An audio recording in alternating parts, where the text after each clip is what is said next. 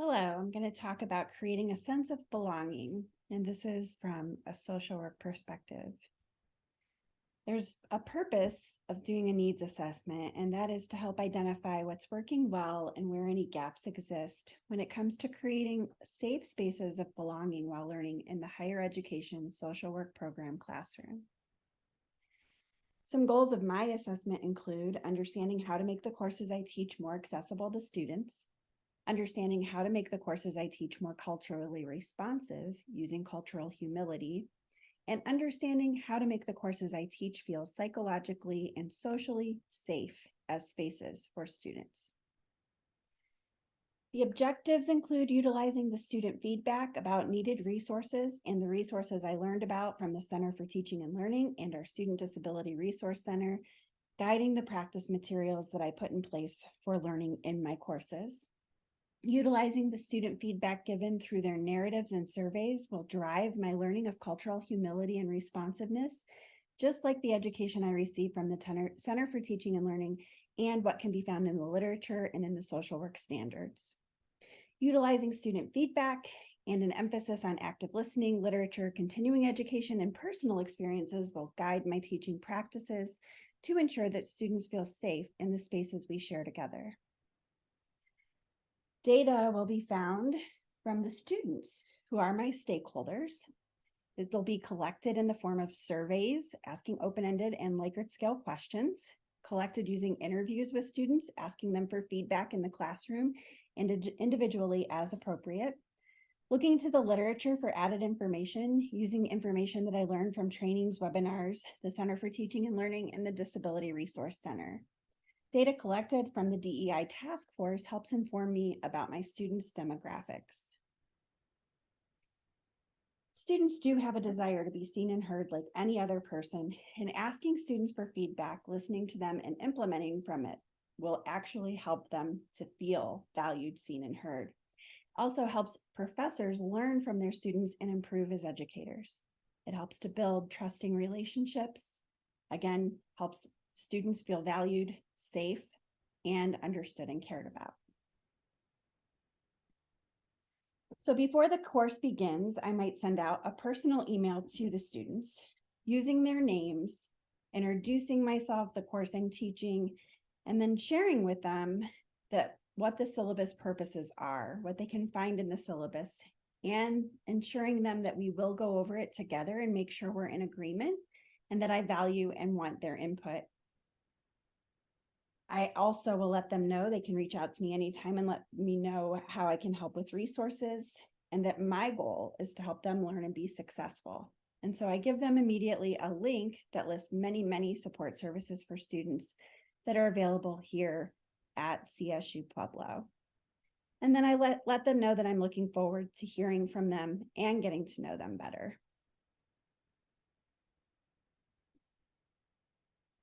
There is a pre-class survey that I've created that can help me understand the needs of my students and how they learn best, sharing some of the ways that they think they learn well and share with others best the information that they know, share some things about them that make them feel valued and cared for, share some things that make them feel discouraged when they're learning, sharing some things that make them feel unsafe or like they don't belong in a learning environment. I think all of these are useful for me to know and understand about my students. This could be done anonymously. It can be done not anonymously. It can provoke more conversations. So in this cohort, we learned that there's a pestle analysis, and you can find out if things are supporting or hindering inclusion in the environment. Right now, our nation politically has been very divided, and it's stressful. Economically, people are experiencing more homelessness, poverty, and unemployment, which is another stressful factor our students face. Socially, there are class systems, justice issues. They've lived through COVID, and students are scared, and a lot of them feel isolated and unsure on how to develop relationships. Technology has created a digital divide. Not everybody has the same resources, access, or experience using technology. Legally, Pueblo is one of the highest shoot-to-kill cities in the state, and notable differences in incarceration rates of Black and Brown people exist everywhere. Discrimination and racism is something that's real and that our students are facing. Environmental, with so much division and injustice, people are living in a chronic state of stress and trauma. And when the brain is in these states, it isn't fully functional. Rates of depression and anxiety have risen, and there's a shortage of mental health professionals to meet those needs. It's important to think about all of these things and all of the impacts that they have on our students. So social work students are taught to be mindful of justice issues and work to create better circumstances for individuals, families, groups, communities, and the broader society. So political, economic, social, technological, legal, and environmental justices are all areas that we need to demonstrate competencies in. And these areas are also discussed in our classes, internships, and we should be mindful that we're modeling this work in the classroom. In fact, competency number 2 says advance human rights and social, racial, economic, and environmental justice. And competency 3 says engage in anti-racism, diversity, equity, and inclusion in practice. So I would like you to consider teaching and talking about imposter syndrome, stereotype threat, and microaggressions. Ask people to share when they notice these and discuss what could have been said or done differently. Keep track of it as a class activity each week so people begin to be more aware, be able to talk about it and address it effectively. Give participation points. Sharing these kinds of things can make people feel vulnerable, and it's them giving something of themselves, which to me equitably should give them something in return. What is imposter syndrome? Thinking and feeling not qualified or unable to perform in a context or position, often associated more highly in people who have negative stereotypes attached to one or more areas of personal identification. So how we can help is to share information about imposter syndrome with students and how it happens to most of us. Communicate your confidence in them. Share stories of others' battles with it, of course, with permission. Help students define it, recognize it, and create an activity to share when, where, and how they notice imposter syndrome showing up and how they can overcome it throughout the semester. What is stereotype threat? It's a phenomenon that happens when a negative stereotype is attached to at least one part of their identity, which causes them to perform below their potential. So how can educators help? We can define it, recognize it, and create an activity to share when, where, and how we notice it, and how we can overcome it throughout the semester. Encourage students to list their previous successes and reflect on strengths and accomplishments. What is a microaggression? Intentional or unintentional derogatory communications of hostility or negativity concerning an area of diversity like race, age, gender, sexual orientation, religion, etc., that target a person or group. And this, as educators, we can help students with by giving a definition, recognizing it, and creating an activity to share when, where, and how it's noticed. Then we can talk about how to overcome it throughout the semester. Allow people to share honestly about exposures and impacts, and create class norms to ensure safety. I give this example here with Archie Bunker. Maybe even showing some video clips to get conversations started would be appropriate. This show, I think it was back in the 70s. It has a lot of things that would not be acceptable today that were on national television before. Just goes to show you that we have growth mindsets and we grow and learn as a society and individually. So I created a game that we can help to notice and discuss imposter syndrome, stereotype threats, and microaggressions. And I'm calling it Sync It, mostly because my mind's involved with basketball right now since it's the playoffs. But you determine the bonus points for students who are willing to bring one of these topics up for discussion in class. There's rules, no names are used, no identifying information when given the information about when, where, and how details. Here's an example. I was at a park when I heard a female tell another female that she threw the ball like a girl. So I'm going to write on paper what happened just like that and talk about, okay, that to me is a microaggression. And then I'm going to tell the class about the experience. There'll be a class discussion around the issue. People can share how they think and feel using I statements. I feel upset when I heard this. I felt like it took me back to a memory in my childhood, things like that, and give a possible solution of what could have been done in that instance to help the situation improve. Maybe if you know the people, you can say something more intimate and more compelling in a conversation than you can if you don't know them and you just see them playing ball out on a field. Maybe you feel comfortable saying, I know some girls who throw pretty dang well. I could personally share, well, I'm a girl and I won the softball throwing contest in field days. So different things that you can bring up to just cause a conversation to get people to start thinking about ways they can address issues like this when they come up. And then after the discussion is closed, drop it in the bucket. After you crinkle it in a ball, you could even shoot it like a basketball. You could create a field goal if it's football season. I don't know, be creative, have fun with this. And then when the class fills the bucket, there's a reward for the class. So it's encouraging more people to participate, more stories to come up so that there can be more discussion and more learning. Maybe you create a reward of early dismissal, that there's pizza brought in. I don't know, ask the class, get opinions and thoughts on the rewards. So there are, what I have learned, dominant culture influences at predominantly white institutions. And there's ways that we can make proactive change. These are some things personally that I've learned and focused on because of my students in my own classroom. I would like to say that a lot of Hispanic serving institutions started as predominantly white institutions. And so that's why I'm bringing this in. A lot of our systems that are in place have dominant culture influences that are predominantly from white people. And these are just some of the sort of areas and things that tend to be predominant in our society. So the thought processes of perfectionism come up, and instead of focusing on being perfect, let's appreciate effort. Let's realize that mistakes help us learn. Let's focus on strengths. And if we do have growth opportunities, sandwich them in between strengths. So a sense of urgency is dominating in our culture. So create flexibility to combat that. Teach goal setting and how to achieve smaller chunks at a time. And maybe even talk about how going slow to go fast for sustainability is important. Defensiveness is another thing that can come up. And so it's important to talk about and remember that feedback helps us grow and learn and become better. Welcome it, ask for it, and know your personal biases. Quantity over quality. So instead of having a whole bunch of assignments and lots of things to turn in, let our values drive our work so that more doesn't mean it's better. We can put more effort and focus into one thing than we can if we try to focus on many things. And that's true. A lot of people talk about multitasking. The truth is, we aren't good at multitasking. We are better at focused and focused work. Worship of the written word.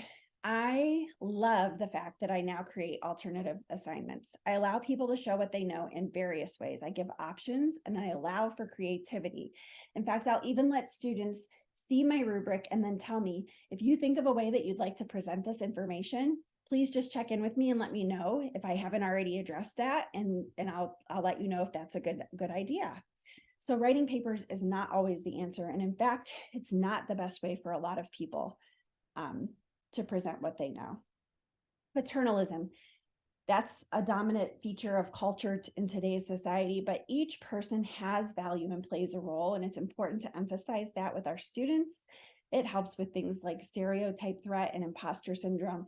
People are impacted by decisions, and those people can and should help make the decisions. That just makes sense. There's either or thinking. So slow down, allow for input from more people, think creatively about alternatives. Outside the box thinking is good, and think about gray areas. Most things aren't black and white. So that process of always thinking, it's either this or it's that, doesn't have to be the way that it is. There can be a lot of options. Be strategic, write a whole bunch of words in a word cloud, work together as a group. Power hoarding. So sometimes we have a hierarchical standard and we think this person holds the most or all of the power, but we should share power whenever possible. Empowering our students helps them to broaden their horizons, encourages them to grow, and again, addresses those things with imposter syndrome and stereotype threat. Good leaders develop people and they share responsibility. Having a fear of open conflict can really hinder us. We need to learn how to handle conflict because conflict can be an opportunity for growth. Establishing protocols for addressing conflict can be super important because we don't want people to just stand up and start brawling and fighting, but we do want to encourage good, solid conversation that helps people to grow. And individualism, that is a predominant culture that's within many of our systems, an aspect of culture. And having group and community discussions and decisions that are inclusive with help from all people help everyone to feel more valued and welcome. And it helps to develop those relationships. And that is key. Another area that our culture tends to focus on is that progress means it's bigger and more. So considering all the costs when we make decisions is super important. Think long-term. How will this impact people several generations from now? Keeping things simple and working in smaller steps can create more sustainability. And it's something that we talked about earlier with that urgency, not having an inflexible mindset, but being considerate that, you know what, maybe if we really focus on this one aspect right now, it will stick and we'll really learn from it and we'll get better because of it. Objectivity, thinking that we are objective is a misconception. Everyone has biases that impact our understanding and our perceptions. We need to examine our own and teach others to do the same. I'll bring up my personal biases in class, things that I've learned from, things that I've noticed, and I'll ask students to do the same. Use this understanding in our interactions, sit with discomfort and assume that every person has a contribution to make. I really like rubrics for this reason because they set clear expectations and spelling out what's needed to have being shared in content doesn't tell the students how to share. It just tells them that these things need to be addressed. And that allows for creativity. Right to comfort. We think we have the right to be comfortable and we kind of want to live in our comfort zones, but discomfort is where growth and learning actually occur most. So quit taking it personally. And I like to think of the Q-tip analogy for that. Actively seek and listen to feedback from others. It really, really helps us as human beings.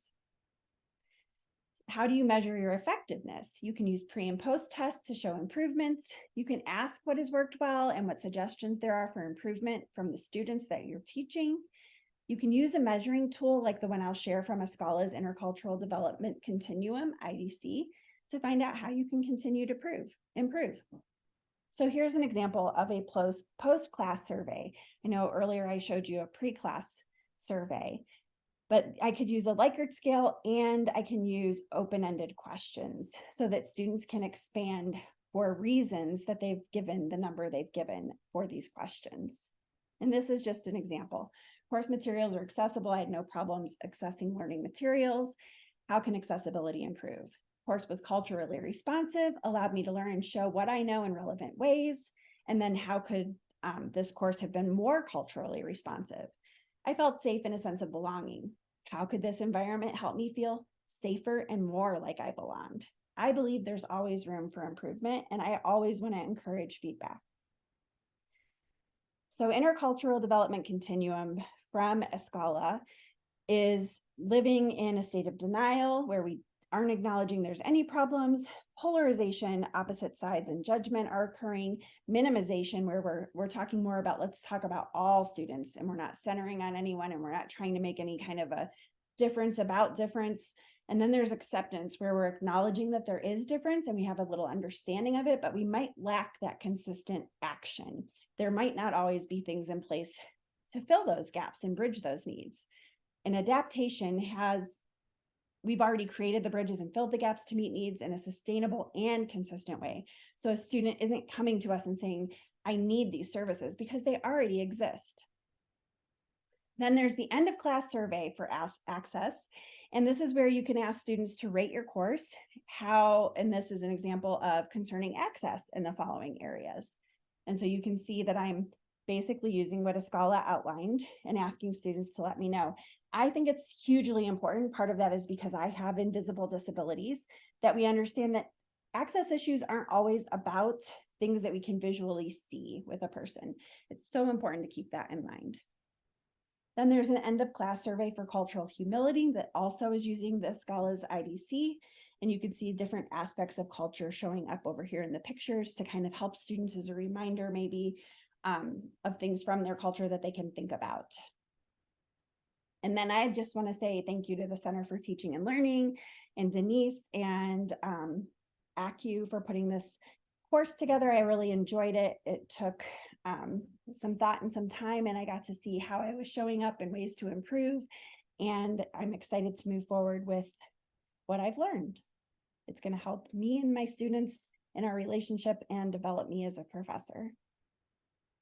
Here are some important resources for faculty and staff to know about and share with students. I know that on one page I gave student resources, but additionally, when we're thinking about the areas of justice issues that we talked about at the beginning of the slides, these can be great resources. And then here are my references. Thank you very much. I appreciate your time.